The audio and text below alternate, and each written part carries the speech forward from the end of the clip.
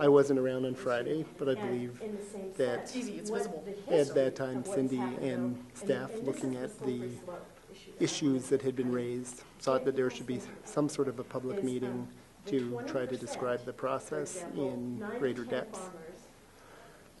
And then, given the timing, I think there really was not an opportunity for us to have any administrative meeting with staff to give direction on the nature of the meeting. So I think we really, both Cindy and I, had to separately reflect on what would be appropriate, and basically came into the meeting, and I would say that I had really during lunchtime had been thinking about what would be appropriate. This is one of those things where I think there really is a balance between respecting the privacy of the applicants, but also responding to the issues and the public concerns that have been raised and trying to be as transparent as possible. And so for me, it was a matter of finally coming to the reflection that we should err on the side of complete transparency. Okay. And so, so today's meeting, I guess, was basically just to clarify to the public what the process was and the reasoning behind the executive session. Well, no, the reasoning behind the appointment. Yeah. So, I think that there have been a series of questions raised by the Daily Camera about the process, and those questions have essentially been questions about transparency. And so I think the intent here was to be fully transparent, describe the thoughts behind the process, describe what we were looking for in a county attorney, describe the results of our interviews with finalists, and the reasoning behind the appointment.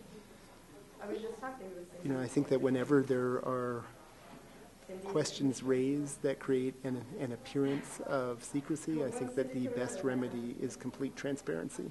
That's why when there were questions raised about the appropriateness of the executive session, we immediately released the tape of it, and that is why today we tried to be completely transparent in the decision making. Okay. And to go into, again, far more public depth about a personnel decision than would normally be the case. Typically, an executive session on a personnel matter is legally appropriate. Given the fact that one of the candidates was a member of the board, I'm now aware, given this case involving the Board of Regents of Colorado State University, that there is at least a legal gray area. If I were aware that there was a legal gray area, I would err on the side of don't do the executive session. And what's your number? In this case, it's sort of an interesting process, in that typically we would have the county attorney's office advising us. Because the county attorney's office, we were appointing a county attorney, we did not have the county attorney's office advising us. Instead had outside legal counsel whose expertise was in employment law, because that was an employment decision, but who was not a local government attorney. So did not necessarily get the issue of a potential gray area in the executive session flagged. And if we had, I would not have supported scheduling an executive session.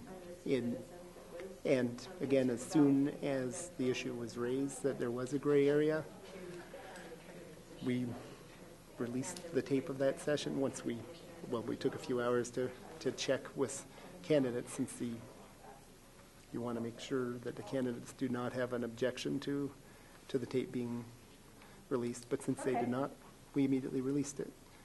I think if you were to look at the history that the Daily Camera has had with executive sessions, with other entities, I would doubt that there are very many cases where a government body has decided to immediately release it.